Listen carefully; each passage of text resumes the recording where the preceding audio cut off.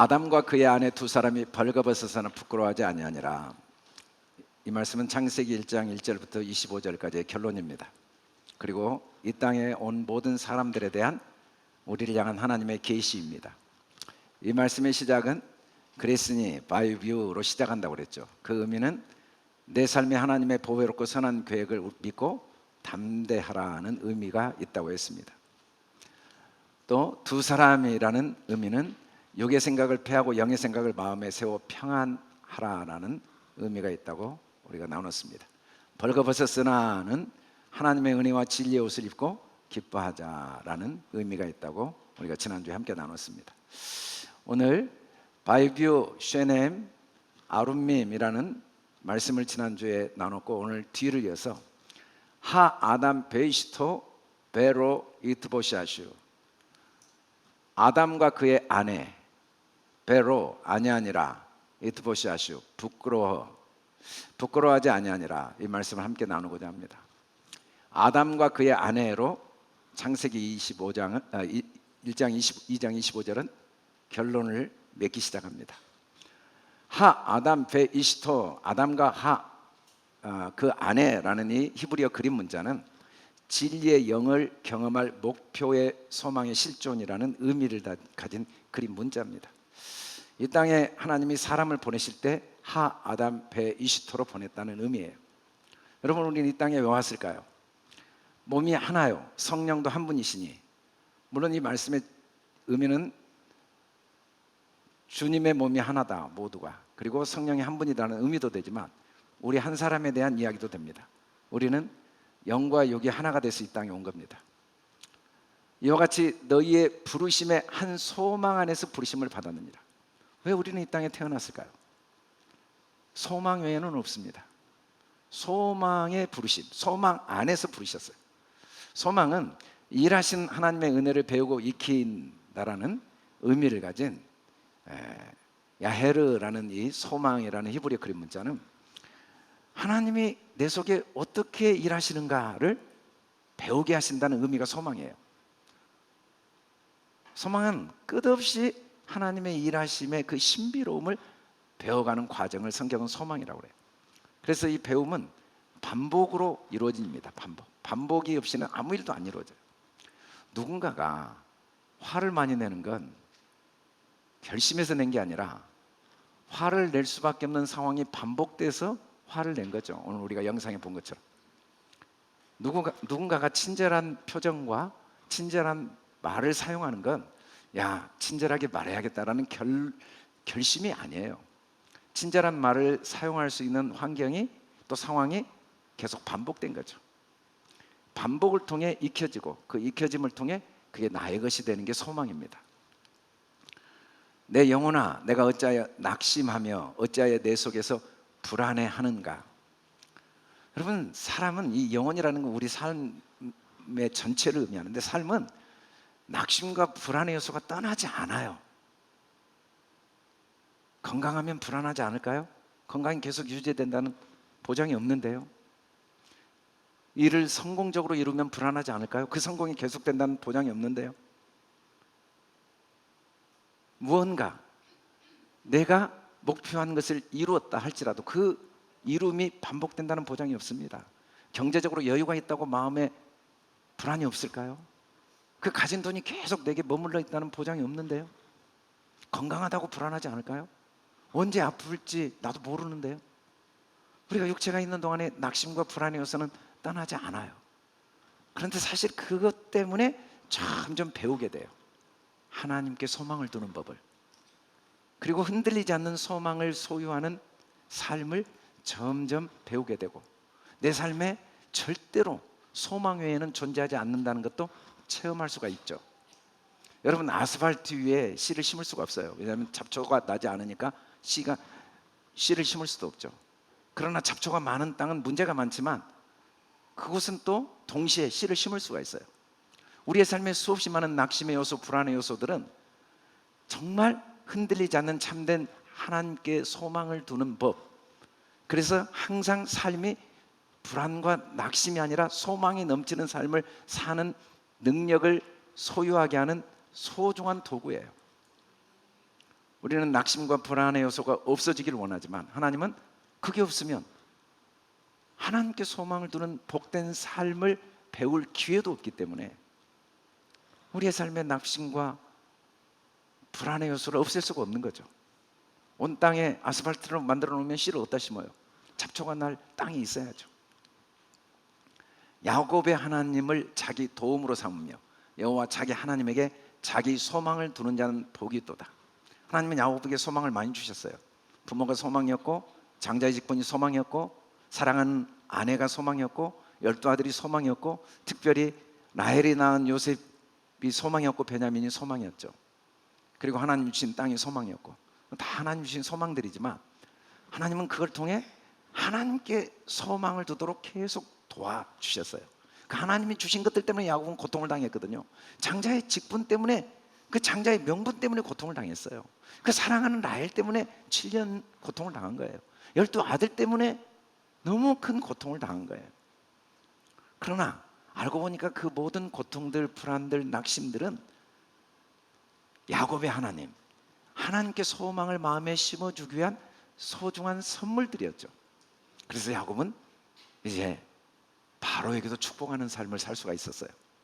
하나님으로 인해 흔들리지 않는 소망, 육체가 죽음이 가까웠는데도 하나님을 경배하는 소망, 12아들을 마음껏 축복하는 소망의 삶을 살 수가 있었죠. 그러므로 너희에게 고난이 너희를 위한 나의 여러 환난에 대하여 낙심하지 말라. 이는 너희의 영광이니라. 아니, 바울이 환난을 당한 게 왜 에베소 성도들의 영광이 됩니까? 앞뒤가 맞지 않는데 이게 사실이에요. 그래서 에베소 성도들에게 낙심하지 말라고 그래요. 바울이 많은 환난을 당하면서 자기 안에 하나님께 소망을 두는 법을 배우게 되고, 하나님께 소망을 두는 법을 배우기 시작하면서 모든 사람과 올바른 관계를 맺고 모든 사람들을 축복하는 능력이 생긴 거죠. 바울이 여러 환난이 없을 때 자기 속에 불순물이 제거되지 않았고, 자기 속에 불순물이 제거되지 않을 때 가장 가까운 사람에게 고통을 주는 불행한 인생을 살았어요. 스데반을 돌로 쳐 죽이는 데 앞장섰고, 예수 믿는 사람들을 감옥에 가두는 일에 앞장섰어요. 그러나 바울이 여러 환난을 통해 아무에게도 허물을 묻지 않는, 모든 사람을 위로하고 격려하고 살리는 삶을 살았어요. 그래서 바울이 당한 환난이 에베소 성도들에게 영광이 된 거죠. 그리고 에베소 성도들도 바울 때문에 하나님의 은혜를 경험하면서 또 자기와 함께하는 사람들을 영광스럽게 하는, 자기와 함께하는 사람을 높여주는 복된 삶을 살 수 있게 됐으니까 내가 당한 환난 때문에 낙심하지 말라고 했죠. 여러분, 행복은 지금 내 가까이에서 함께하는 사람과 관계에서 성공할 때만 누릴 수 있는 겁니다. 온 세상을 다 정복해도 내 아내와 내 남편이 올바른 관계를 맺지 못하는데 행복할 수 있는 방법은 영원히 없습니다. 모든 걸, 솔로몬의 영광과 부를 다 소유해도 부모와 자녀가 서로 존경하고 공경하며 사랑하고 신뢰하는 올바른 관계를 맺지 않았는데 행복을 경험할 방법은 없어요. 함께 공동체를 이루고 있는 그 모임 안에서 서로를 영광스럽게 할 능력이 없는데 행복할 수는 없어요. 서로를 존중하고 이해해주고 서로를 축복하는 능력은 환난이 없이는 이루어지지 않아요. 환난이 없이는 내 속에 불순물이 제거되지 않거든요. 내 속에 불순물이 제거되지 않는데 누군가 올바른 관계를 맺을 능력은 없습니다. 끊임없이 판단하고 요구하고 그리고 끊임없이 논쟁할 수밖에 없어요. 그건 불가능한 일이에요. 아무에게도 허물을 돌리지 않는 일은 환난이 없이는 불가능한 일이에요. 그래서 하나님은 육체가 있는 동안에 끝없이 많은 환난들을 경험하게 하시고, 그 환난들은 내 속에 하나님이 참된 소망을 주시기 위한 도구로 허락하신 선물이죠. 그리스도는 하나님의 집 맡은 아들로서 그와 같이 하셨으니 우리가 소망의 확신과 자랑을 끝까지 굳게 잡고 있으면 우리는 그의 집이라. 소망의 확신, 자랑을 끝까지 잡아야 돼요. 왜냐하면 우리는 하나님의 아들들이거든요. 하나님의 아들에게 가장 좋은 걸 주시기 위해서 하 아담 베 이시토, 우리를 육체로 이 땅에 보내신 거예요. 육체가 있는 동안에 다양한 삶의 모양을 갖지만, 우리의 눈에는 누구는 환난을 많이 당하고 누구는 적게 당한 것 같지만, 성경은 인생 전체는 수고와 고통 외에는 존재하지 않다고 그래요. 매일 먹어줘야 돼요. 잠자야 돼요. 나름대로의 수고와 고통이 없는 사람이 하나도 없어요. 끊임없이 배우지 않고는 살아갈 수 없는 게 이 땅이에요. 깨닫지 않고 배우지 않는데 행복할 방법이 없고, 아무리 성공해도 또 더 겸손하지 않으면 그 성공이 나에게 더 큰 고통을 주는 그 아픔을 피할 사람은 아무도 없어요. 온 세상을 정복해도 여전히 더 배우지 않으면 세계를 정복하고 가장 비참한 모습이 되는 걸 우리에게 역사가 교훈한 걸 보면, 육체가 있는 동안에 고통이 없는 사람이 누가 있겠어요? 누구의 고통이 더 크다는 착각은 있죠. 누구만 고통을 당했다는 오해는 있죠. 그러나 육체는 수고와 고통뿐이에요. 그런데 그건 다 하아담 베 이시토로 우리를 보내신 하나님의 뜻이 있죠. 그 뜻은 우리에게 참된 소망을 주셔서 우리의 삶을 그 하나님의 영광에 참여하게 하고 그 영광을 함께 나누게 하고자 하는 흔들리지 않는 아들을 향한 하나님의 사랑이에요. 그래서 우리는 어떤 일을 당해도 이게 소망이라는 걸 놓치면 안 돼요. 붙잡아야 돼요. 확신을 해야 돼요. 그리고 이게 나의 자랑이에요. 나의 실패, 나의 아픔, 나의 연약함, 나의 허물과 죄마저도 하나님 앞에 자랑거리가 돼요. 왜냐하면 그것 때문에 더 귀한 소망을 얻었으니까. 야곱은 얼마나 삶에 허물이 많았습니까? 그러나 그가 그걸 자랑하지 않을 수가 없어요. 바울이 얼마나 많은 약점이 있었습니까? 얼마나 고통을 많이 당했습니까? 그러나 바울이 그걸 부득불 자랑하지 않을 수가 없는 거예요. 왜냐하면 그것 때문에 가장 귀한 하나님의 소망을 나의 소망으로 간직하고, 그래서 정말 내 삶이 낙심치 않고 불안하지 않고 세상이 줄 수 없는 영광을 누리고 나눌 수 있었으니까. 우리 큰 소리로 같이 한번 읽어봅시다. 시작. 하나님의 아들로서 소망의 확신과 자랑을 끝까지 굳게 잡자. 여러분, 소망이 흔들리면 안 됩니다. 여러분, 사람이 다 인정하지 않아도 여러분은 자랑스럽게 생각해야 돼요. 어떤 것도 하나님은 그걸 통해 나에게 더 귀한 걸 주고 계시니까. 두 번째는 부끄러워하다라는 말이 나옵니다. 이 이트보샤슈라는 말은 하나님의 뜻을 목표로 하다라는 그림 문자인데, 땅의 티끌 가운데 자는 자 중에 많은 사람이 깨어나 영생을 받는 자도 있겠고, 수치를 당해 영원히 부끄러움을 당할 자도 있어요. 이 부끄러워하다라는 말의 정확한 의미는 아직 잠자고 있다라는 의미예요. 여러분, 막 태어난 아이들은 완전히 잠들어 있습니다. 아무것도 몰라요. 엄마가 10달 동안 자기 때문에 얼마나 고난을 당했는지 꿈에도 몰라요. 막 태어난 아이가 걸음마 걷기까지 얼마나 많은 사람들의 수고와 희생이 있었는지 아무것도 몰라요. 아무것도 몰라요. 자기가 남자인지 여자인지도 모르고 아무것도 몰라요.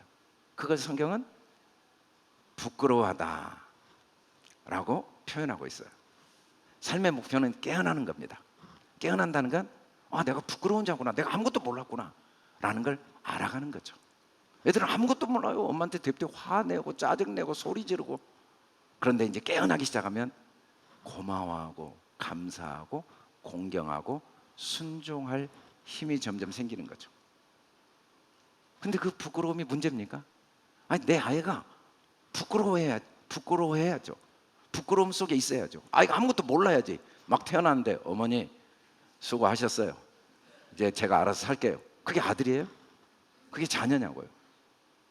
아무것도 몰라야죠. 말도 안 되게 떼를 부리고 울고 짜증내고 잠도 못 잤는데 엄마가 밤새도록 잠 못 잤는데 또 아침에 일어나서 또 울고, 그게 자녀죠. 그래서 부모와 자녀는 생명관계죠. 그래서 또 다른 나를 경험하고 또 다른 나의 삶의 의미와 그 행복을 맛보는 거죠. 여러분, 하나님은 영이시라는 말을 여러 가지로 설명할 수 있지만 영광이라고 표현하고, 영광이란 말은 표현이에요. 표현. 하나님은 표현하지 않으면 견딜 수가 없어요. 사람도 하나님의 자녀이기 때문에 표현하지 않고는 견딜 수가 없어요. 자기를 표현하는 최고의 방법이 자녀거든요. 그래서 자녀가 그렇게 소중한 거예요. 자녀 없으면 살 수가 없어요. 자녀가 나보다 먼저 죽을 때 제일 고통을 당한다고 그러잖아요. 그게 나의 표현이니까.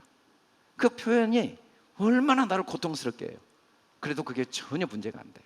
전혀 문제가 안 돼요. 그것 때문에, 그 부끄러움 때문에 보람을 느끼죠. 자녀의 자라는 모습. 우리 아이를 키운 엄마들이 종종 그래요.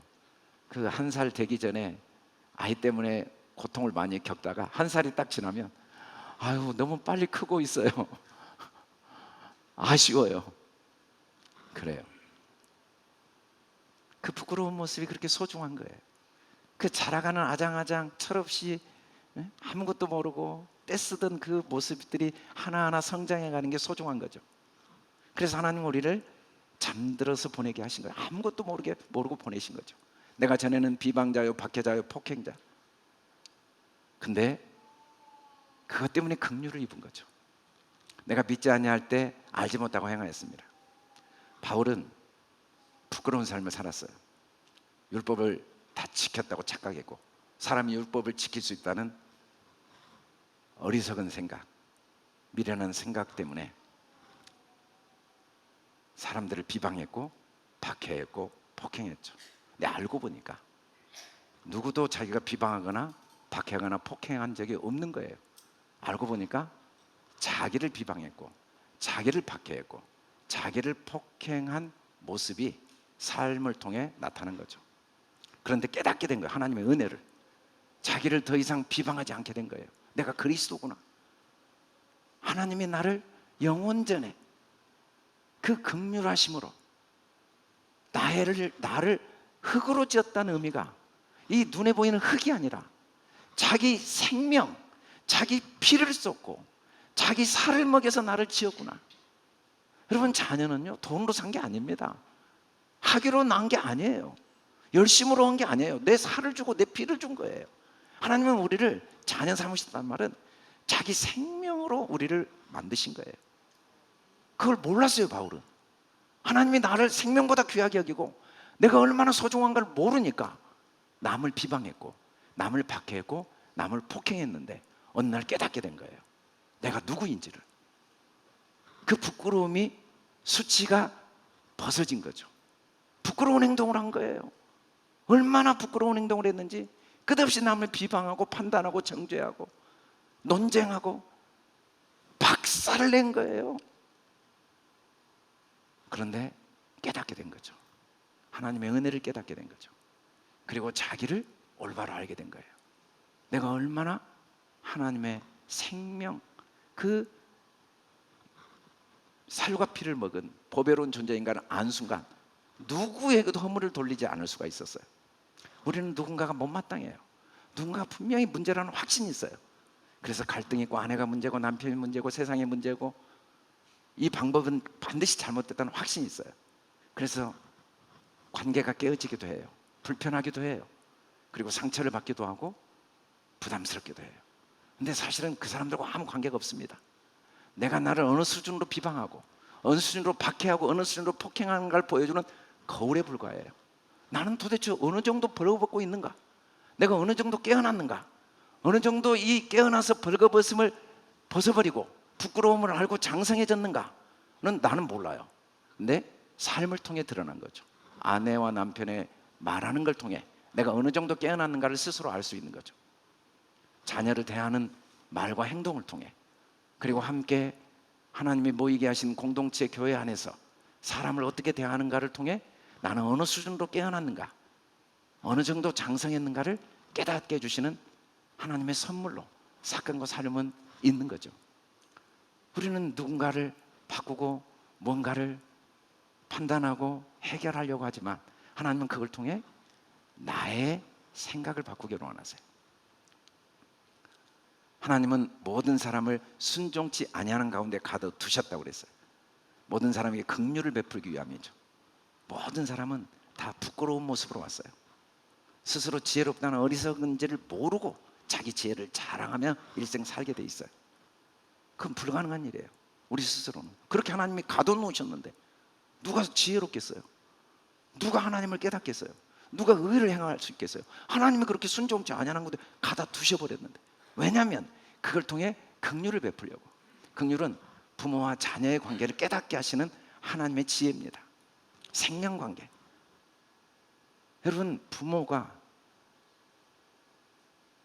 법전을 갖다 놓고 삶을 산다면 어떻게 될까요? 형법, 민법, 세법.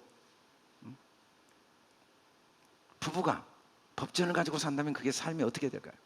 생명관계는 법으로는 설명할 수가 없어요. 법이 없는 건 아니지만 법으로 도저히 해결할 수가 없어요. 생명이니까. 법을 초월하니까.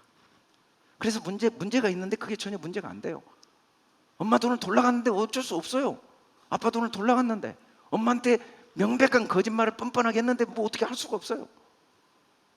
그걸 통해 하나하나 성장해가고 배워가는 은혜를 누리는 거죠. 그래서 나중에 또 다른 자녀를 자기가 끝까지 기다려줄 수 있는 거죠. 나도 부모에게 마음을 그렇게 상하게 했고 부모가 나를 조건 없는 사랑으로 안아준 그 사랑을 경험했기 때문에 나도 또 다른 내 자녀를 인내로 사랑하고 도울 수 있는 거죠. 그게 생명관계예요. 그게 생명관계.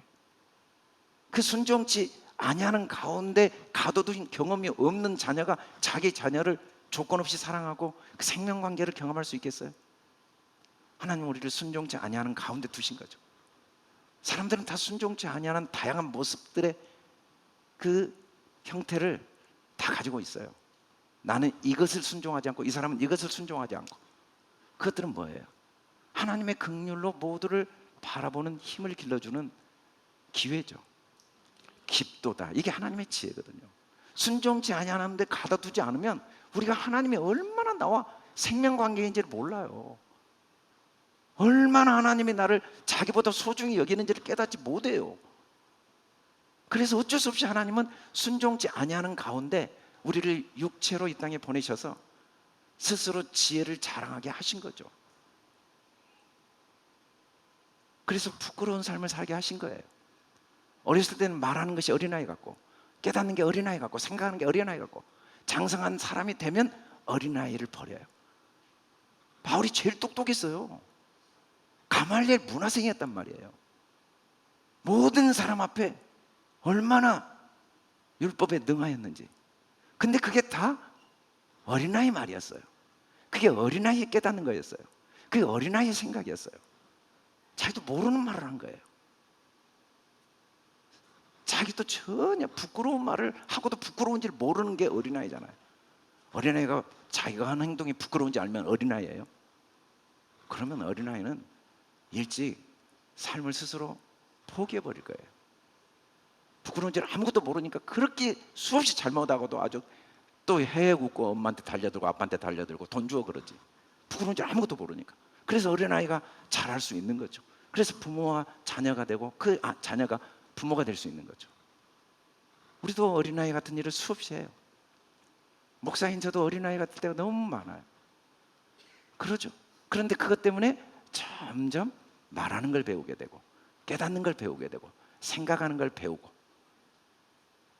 지금까지 말했던 걸 버리는 거죠. 지금까지 깨닫는 걸 버리는 거예요. 일생 버리는 거예요. 지금까지 생각한 걸 또 버리는 거예요. 또 버리고 또 버리고 또 버리고 그러면서 점점 부끄러움을 벗어버리고 장성하도록 하나님 우리를 돕고 계시죠. 어린아이는 당연하게 생각합니다. 엄마가 밥 해주고 먹여주고 재워주는 거 당연하게 생각하고 오히려 성질내고 대들고 그래요. 근데 그 아이가 장성해지면 절대로 당연하게 생각하지 않습니다. 은혜를 알고 표현합니다. 아버님 감사합니다. 어머니 감사합니다. 고맙습니다. 당연한 거 하나도 없어요. 우리는 말이 바뀌어야 돼요. 감사하지 않을 게 하나도 없어요. 감사하지 않을 방법도 없고 감사하지 않은 게 존재하지 않다는 걸 자꾸 말이 바뀌기 위해서는 깨닫지 않고는 말이 바뀌지 않아요. 생각이 바뀌지 않고는 말이 바뀌지 않아요. 아무리 앵무새처럼 감사합니다를 억만 번 외쳐도 그건 감사가 아니에요. 깨달음이 없는 소리는 의미가 없어요. 앵무새는 깨닫지 않아도 말을 할 수 있어요. 그러나 사람은 깨닫지 않고 말하는 건 말이 아니에요. 생각이 바뀌지 않고 말하는 건 말이 아니에요. 우리는 매일 부끄러워요. 그래서 또 깨달아야 돼요. 또 생각을 버려야 돼요. 내 생각이 다가 아니에요.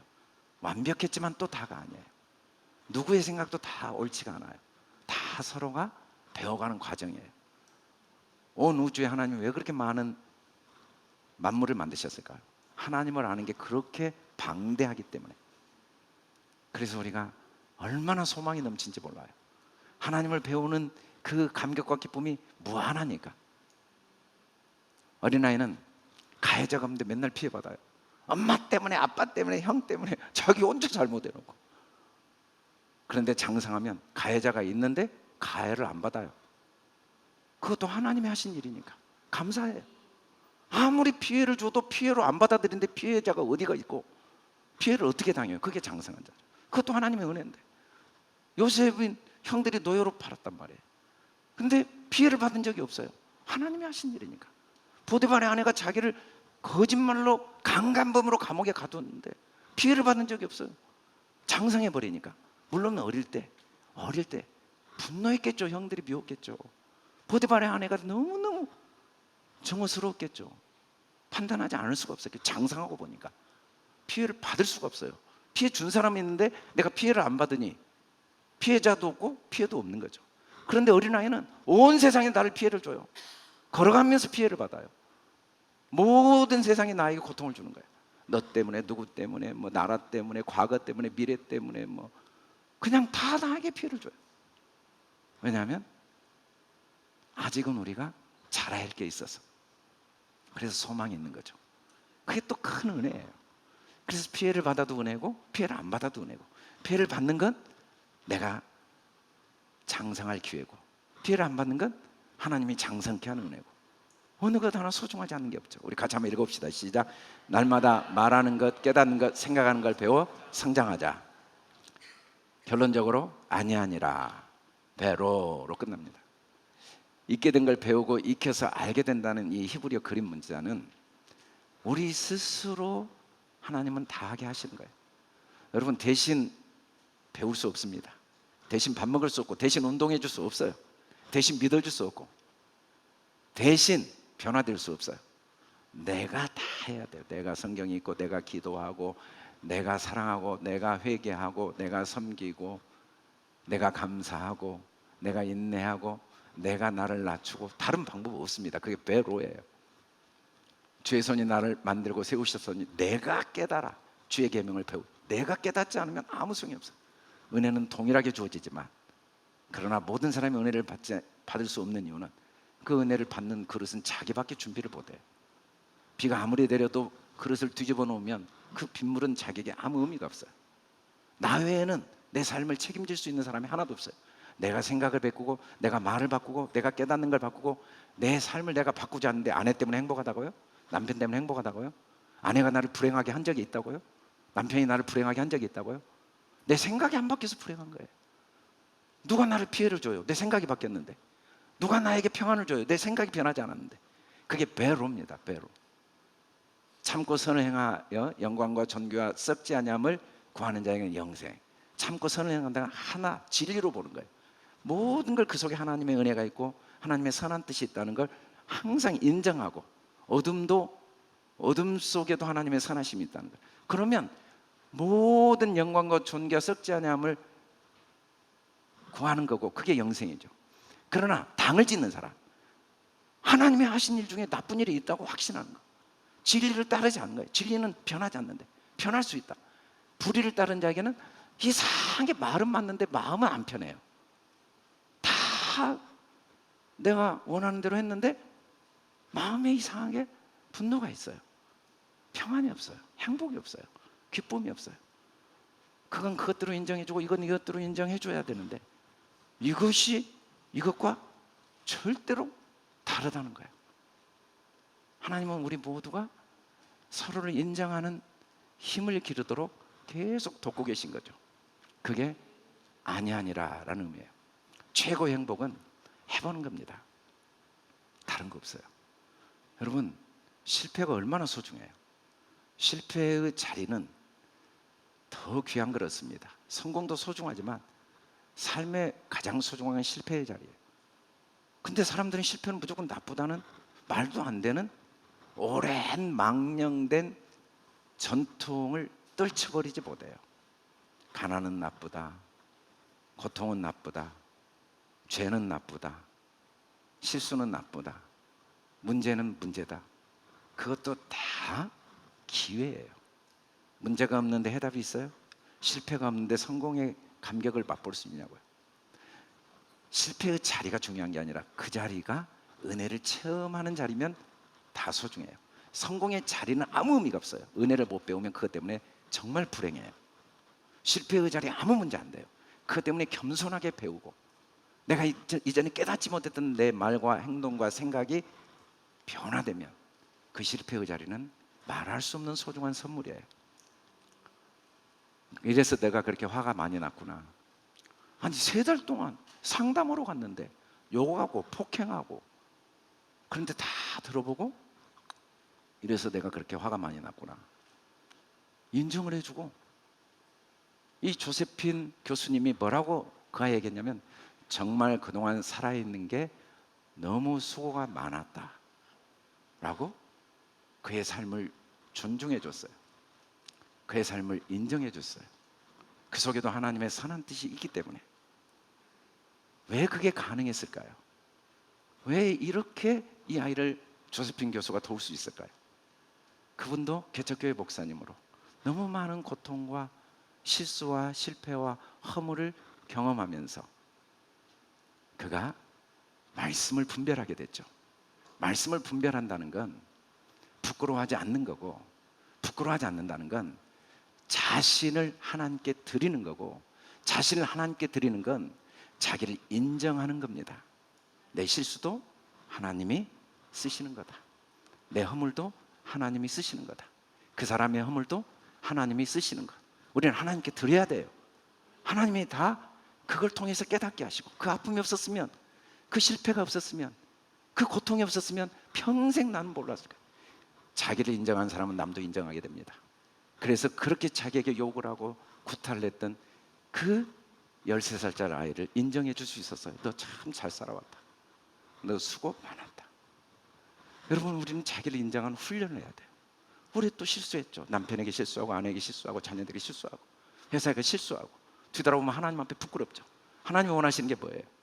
그럼에도 불구하고 그것 때문에 더 하나님의 은혜를 깨닫고 자기를 인정하기를 원하세요. 우리 좌우 옆 사람이 정말 그동안 수고 많으셨습니다. 잘 살아오셨습니다. 여러분, 연약한 게 많이 있지만, 부족한 게 많이 있지만 잘 살아오셨어요.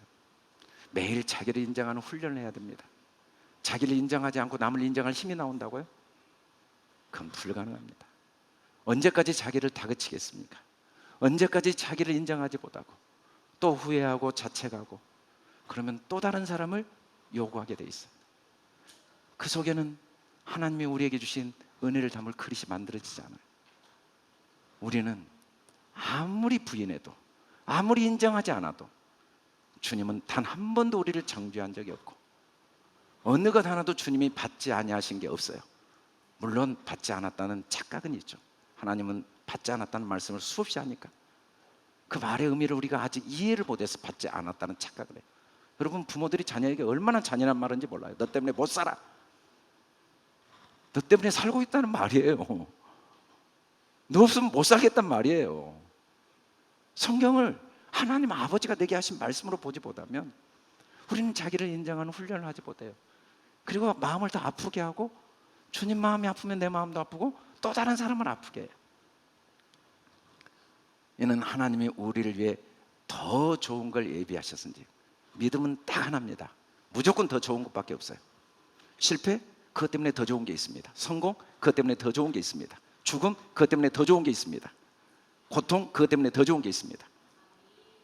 저도 오늘 영상을 보면서 많이 마음이 아파요. 저 아이와 같은 고통을 당한 사람이 너무 많아요. 그러나 우리는 믿어야 돼요. 그것도 하나님이 받으셨다고.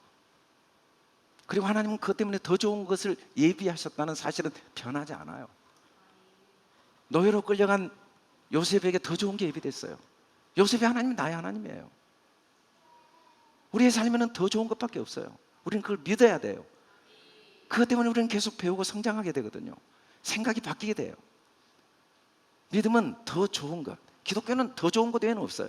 실패했습니까? 그것 때문에 더 좋아요. 성공했습니까? 그건 중요하죠. 그것 때문에 더 좋은 게 있어요.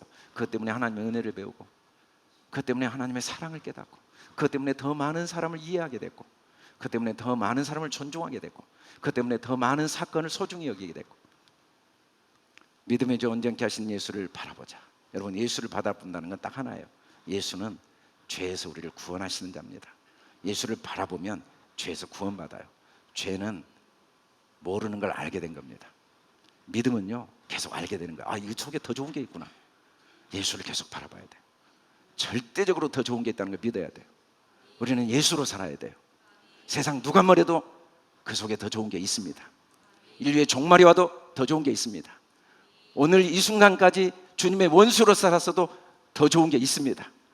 주님을 폭행하고 핍박했어도 더 좋은 게 있습니다. 죄인 중에 괴수로 살았어도 더 좋은 게 있습니다. 골고다 강도에게도 더 좋은 게 있습니다.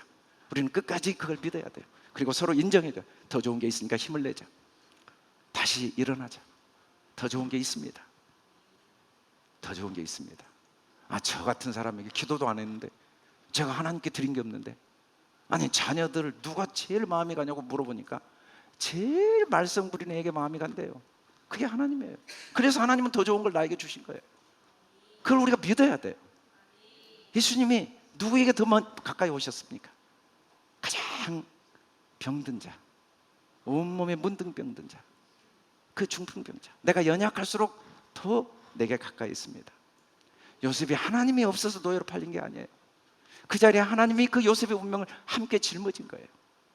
13살 소녀가 7, 8번씩 성폭행 당한 게 하나님이 없어서 그런 게 아니에요. 하나님이 그 자리에 함께 그 고통스러운 운명을 짊어지시면서 함께 하고 계셨던 거예요. 더 아파하시면서 더 좋은 걸 주시기 위해서. 우린 그걸 믿어야 돼요. 같이 한번 읽어봅시다. 시작. 예수 그리스도의 마음을 품어 항상 선한 걸 택하자. 우리는 더 좋은 게 있다고 택해야 됩니다. 이제 3장부터 이 부끄러운 모습이 구체적으로 드러납니다. 부끄러워하지 않는 이 어린아이 같은 삶이 어떻게 진행되는지 이제 드러납니다. 우리는 이 땅에 부끄러움도 모르는 어린아이로 와서 천방지축으로 살지만 그 과정을 통해 하나님은 우리를 그리스도의 장성한 분량까지 자라서 나중에는 주님의 신부까지 키워내서 계시록 22장에 가면 주님과 함께 신랑 신부로 우리를 만들어내십니다. 결론적으로 같이 한번 읽어봅시다. 시작. 아담과 그의 아내 두 사람이 벌거벗었으나 부끄러워하지 아니하니라. 아담과 그 아내는 어떤 의미일까요? 시작. 하나님의 아들로서 소망의 확신과 자랑을 끝까지 굳게 잡자. 부끄러워하는 어떤 의미일까요? 시작. 날마다 말하는 것, 깨닫는 것, 생각하는 걸 배워 성장하자. 아니하니라는 어떤 의미일까요? 시작. 예수 그리스도의 마음을 품어 항상 선한 걸 택하자. 할렐루야. 지난주에 우리 보인다 바울 독서 세미나를 가졌어요. 같이 한번 읽어볼까요? 시작. 이 책은 어렵게 느껴지는 성경 말씀을 현대의학과 과학의 이론, 세상을 이루고 있는 근본 물질, 우주에 관한 이야기, 에너지, 질량, 양자, 역학 등을 통해 아주 쉽고 유익하게 풀어주고 있다. 이 책을 읽다 보면 창조주 하나님이 우리의 삶을 위해 우주와 세계를 배열하시고 운행하시며 우리 생활 하나하나를 은혜로 이끄신가를 알게 하며 바울과 서신서뿐 아니라 성경 전체를 통찰하는 안목을 넓히는 귀중한 책이다. 또한 한 번 보고 말 것이 아니라 아브라함, 이삭, 야곱 무릎에 앉혀놓고 15년 가르쳤듯이 해야 할 것 같다. 우리 이하가 장로님이 참석하신 소감을 썼어요. 여러분들도 책을 읽으시고 또 많은 분에게 소개하고 각자에게 하나님 주신 은혜를 함께 누리고 더 우리가 배우고 성장하고 그래서 말하는 게 더 잘하고 우리가 더 소망을 굳게 붙잡고 서로 나누는 삶을 살 수 있길 주의 이름으로 축원합니다. 우리 다 같이 일어나 선포합시다. 할렐루야.